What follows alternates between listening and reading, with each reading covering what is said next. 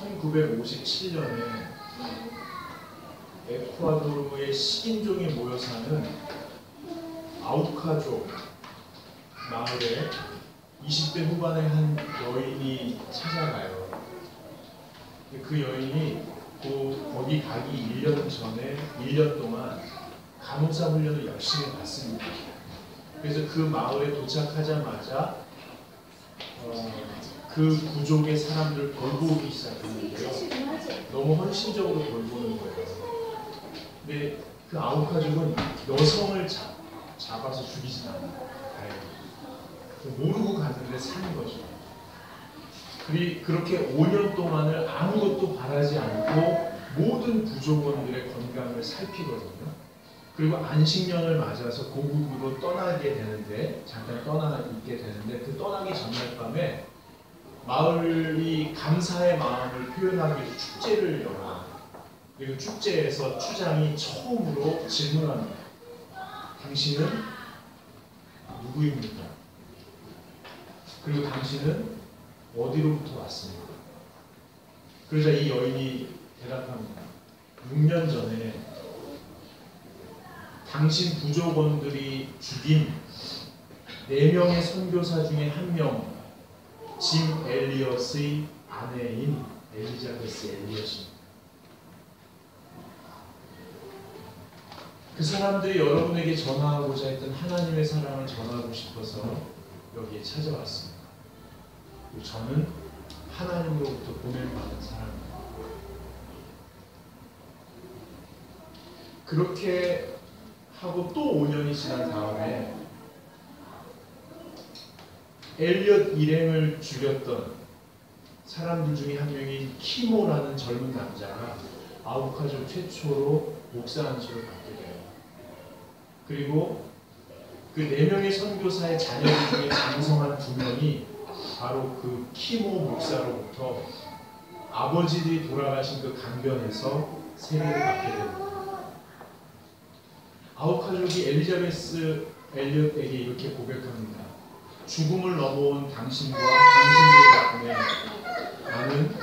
우리는 죽음보다 강한 신의 사랑을 보았습니다. 여러분, 하나님의 형상을 닮은 우리들은 우리의 모든 것을 통하여 하나님과 하나님의 사랑을 사람들에게 보여주는 존재입니다. 사도 바울이 이런 고백을 했습니다.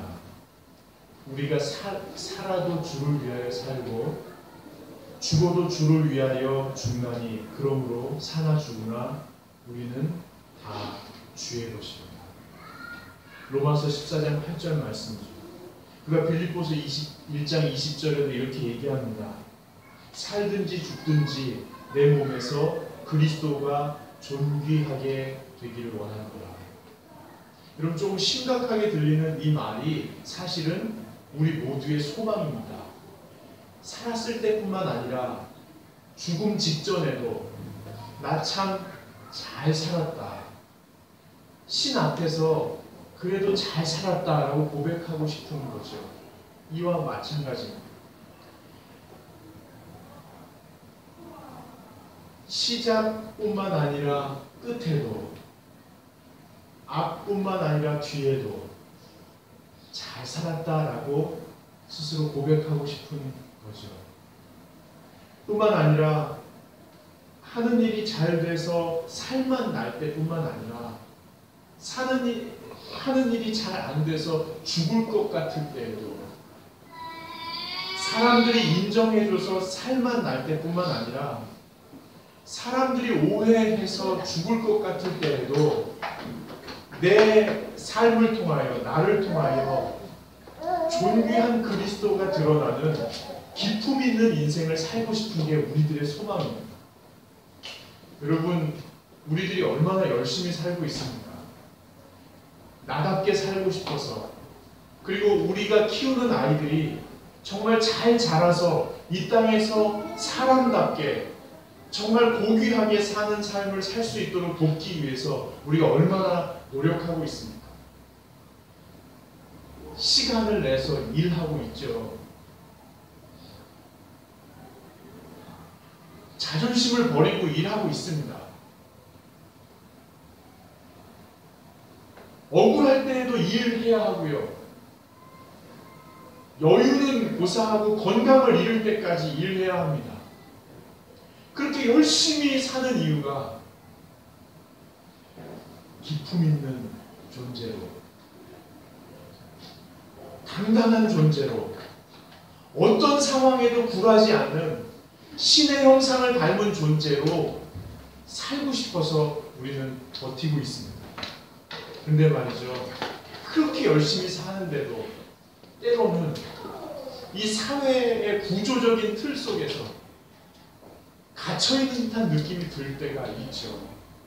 꼼짝달싹하지 못하는 이 사회의 소비 구조, 정치 구조, 이 문화 구조 안에서 내 마음대로 할 수 있는 게 하나도 없는 것 같아서 답답해지고 공허해질 때가 한두 번이 아닙니다.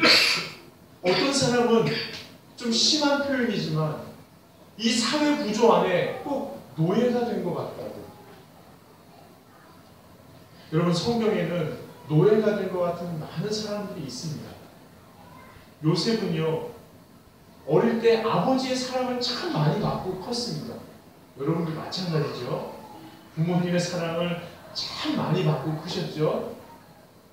얘가 세상에서 제일 이뻐, 그런 얘기 집에서만 들어보셨죠. 네가 세상에서 제일 똑똑해, 초등학교 때까지 집에서 들어보셨죠. 예, 요셉이 그렇게 컸습니다.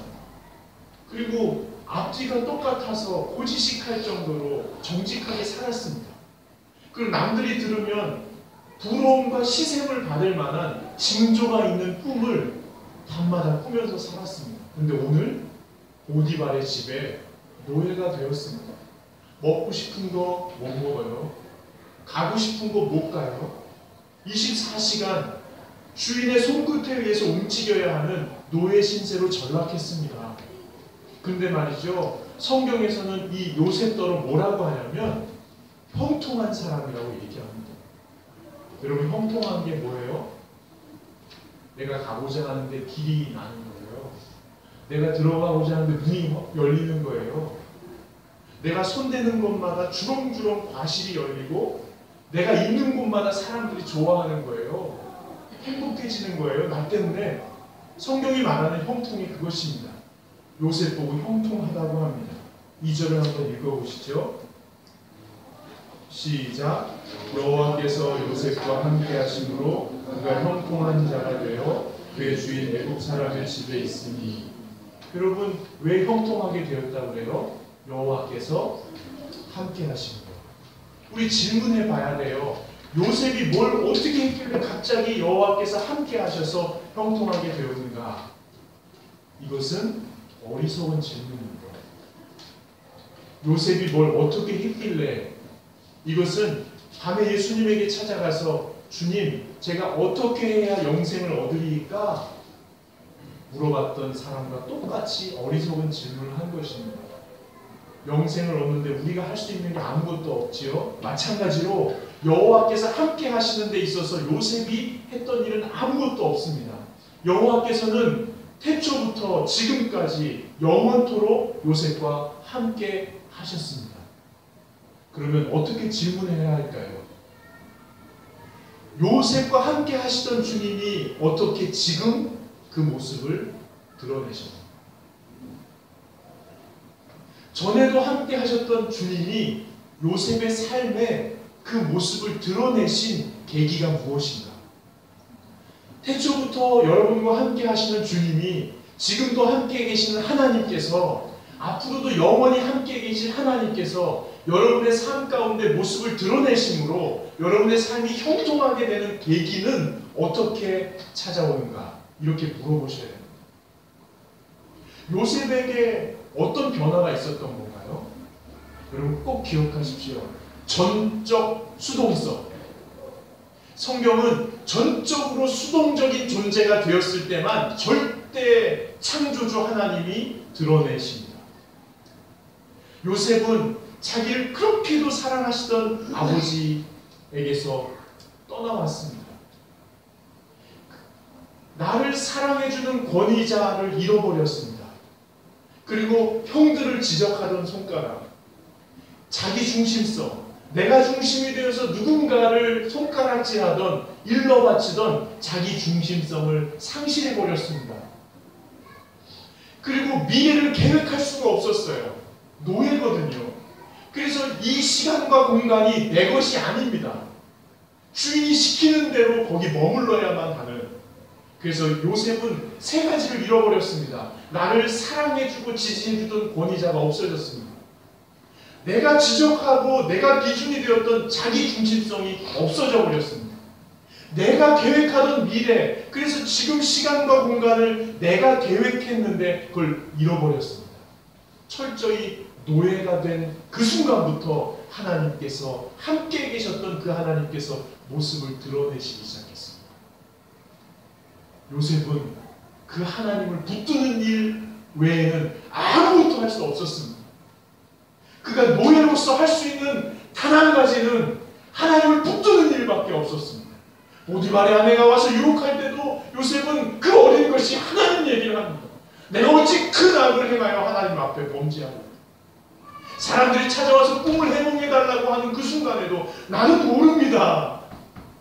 나도 노예고 나도 죄인이거든요. 그렇지만 우리 하나님은 알고 있습니다.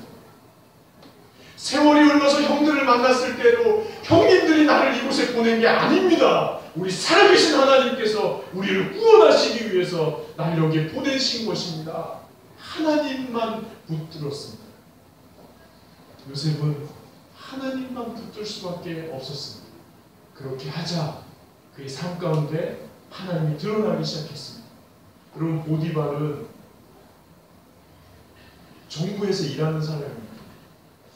여기 보시면요, 1절에 보시면 바로의 심하 친위 대장, 이렇게 바로의 심하 친위 대장, 이 원래 의미를 살펴보니까요, 그 국무총리 같은 거예요.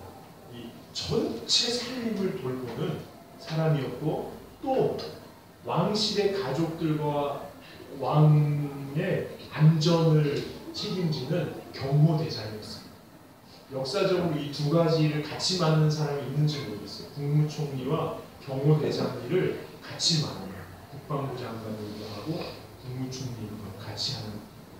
그러니까 눈매가 아주 매섭죠. 그리고 손끝이 아주 여문 사람입니다.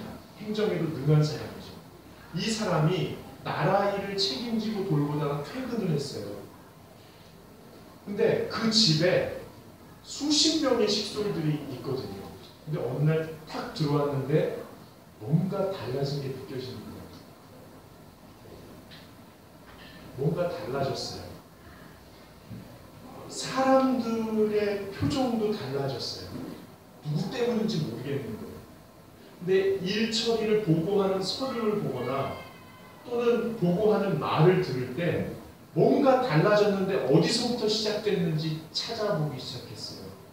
그러자 이스마엘 상인을 통해서 유입된 17살짜리 노예가 한 명 있다는 걸 발견합니다. 그리고 그를 관찰하기 시작합니다.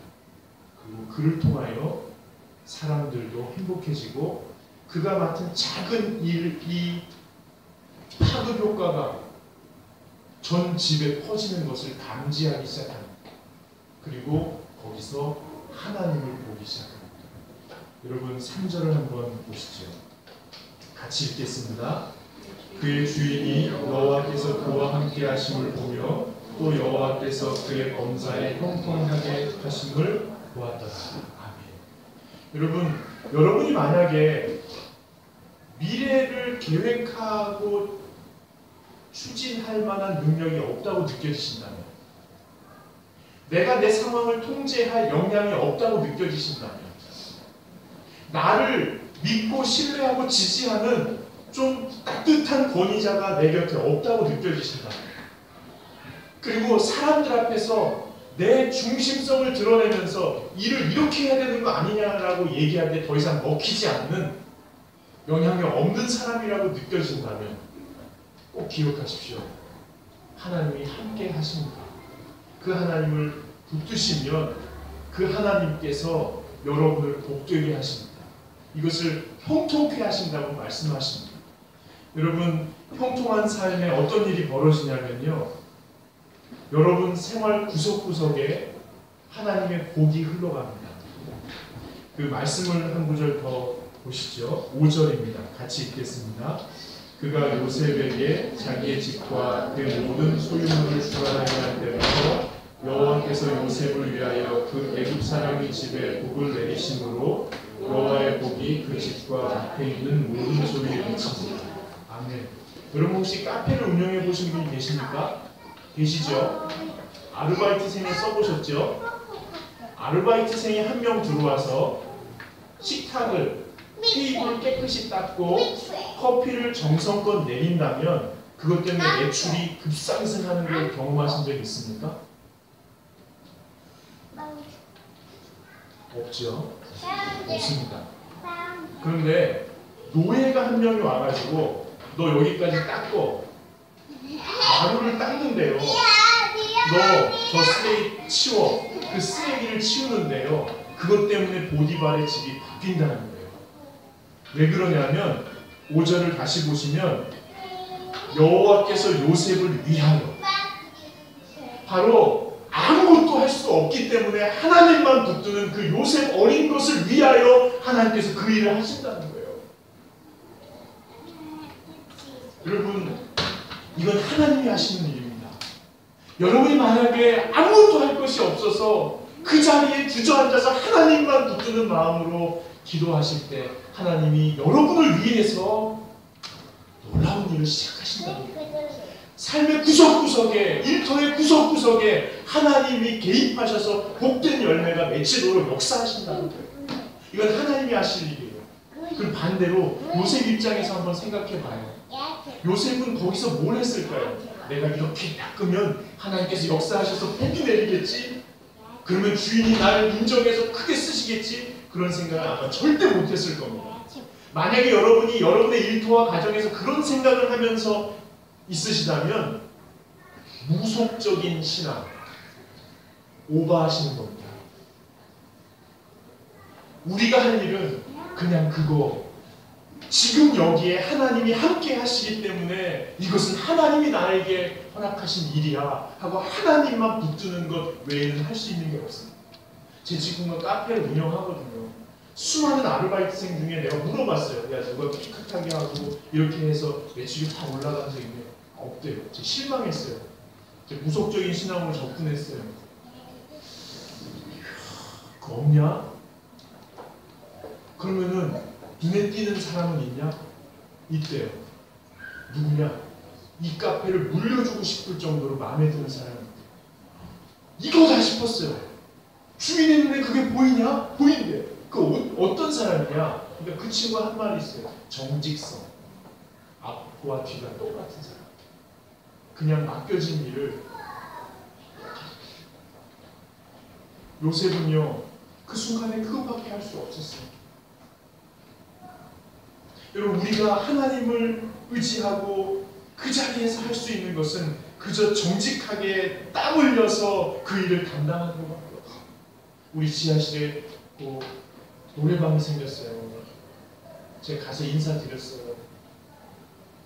홀로 된 어머니하고 젊은 청년이 둘이 전 재산을 털어서 그걸 시작했대요. 제가 아차 싶었어요. 그래서 혹시 다른 데서 해보셨냐고. 처음이래요. 아차 싶었어요. 안 되는데 요즘에 노래방. 그래서 우리도 나가는 건데. 너무 마음이 안 됐어요. 근데 그분이 교회 다니신대요. 교회 다니고 예배하고 밥 먹고 1시에 온대요. 1시에. 주일날 또 오신대요. 여러분, 그분들이 돈이 없으니까 두 분이 인테리어를 깨끗하게 다 한 거예요. 밑에 제가 내려가 봤어요. 깨끗해졌어요. 입구도 깨끗해졌어요. 입구 깨끗해졌죠? 제가 너무 부끄러워요. 교회 개척하면서도 그거 더럽게 했거든요. 여기는 들어올 수밖에 없어요. 이렇게 생각했어요. 근데 그분들이 오시고 나서 보니까 깨끗해졌어요. 제가 쓰레기도 못 치우면서 현관앞도 정리 못하면서 무슨 하나님 나라를 얘기하고 했을까? 제가 너무 부끄러운 거예요. 그래가지고 치우긴 치웠는데 그분들이 더 깨끗하게 치우는 거죠.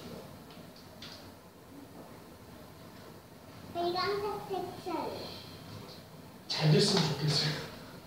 잘 됐으면. 여러분도 혹시 뭐 회식할 일 있으면 거기 가서 하고, 주일날도 여니까 그 센터별 모임할 때 거기 20명짜리, 15명짜리도 있거든요. 가서 우리 교육도 안전한 쿠션도 푸신 정직하게 자기 앞을 이렇게 할 때 거기 고기 하나님 흘러가시는 거예요. 하나님을 붙들고 그렇게 살고. 그리고 형통한 사람에게 나타나는 두 번째 특징이 뭐냐면 6절 한번 보세요.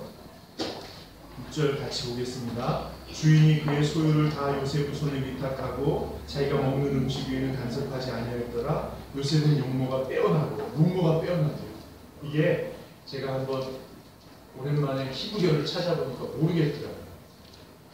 용모가 빼어나다. 왜냐하면 형통하면 용모가 빼어나지나? 안 그런 사람은 형통 안 하는 거 막 이렇게 생각하니까 이 신학적으로 큰 난제였어요.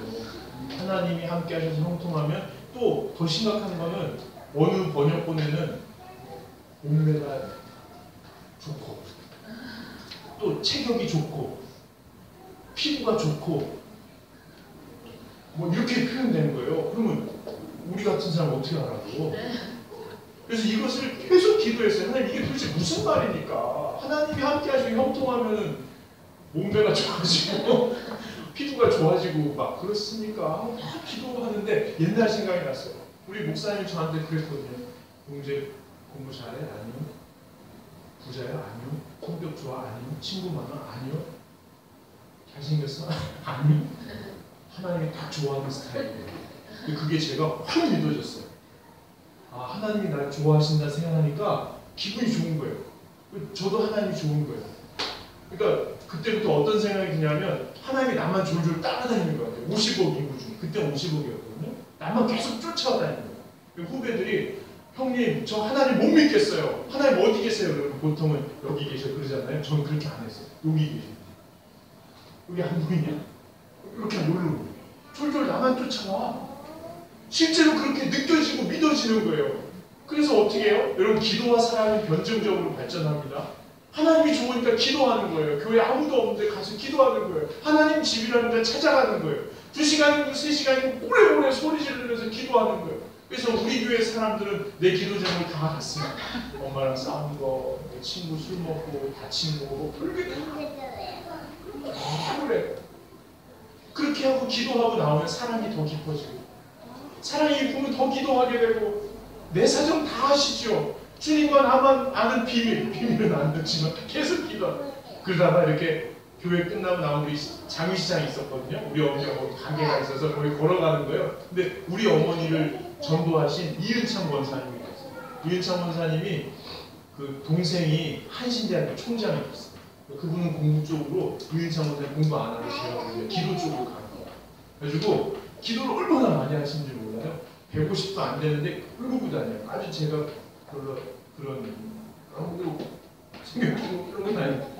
근데 저희 어머니가 어느 날 오셔가지고 저한테 이렇게 어깨를 까 보이시면서 여기 보라고 시꺼먼 이쪽 보라고 시꺼먼 이제 깜짝 놀랐어요. 어머 어디서 당하셨냐고 왜 이러시냐고. 그러니까 아이고 이은창 권사님 오셨길래 여기 아파요 그랬더니 권사님이 옆에 쭈그려 앉아서 어깨를 이렇게 세게도 안고 우리 공손 집사 돈 벌려면 이렇게 되는데 하나님 맡겨주시오. 내 새끼들 대학교 가는데 맡겨주시오. 강건하게 해주시오. 고쳐주시오. 하나님 믿습니다. 그랬대요. 그러고 나서 나중에 완전히 시커매졌어요. 기도 많이 하는 거예요. 그분이 시장에서 저를 딱 만나면 이러고 가다가 못 볼 것 같은데 딱 보고 딱 보고서는 야 얼굴 좋다. 기도하고 야 네 얼굴 좋다. 기도하네. 예 기도하고 왔어요. 더 하라.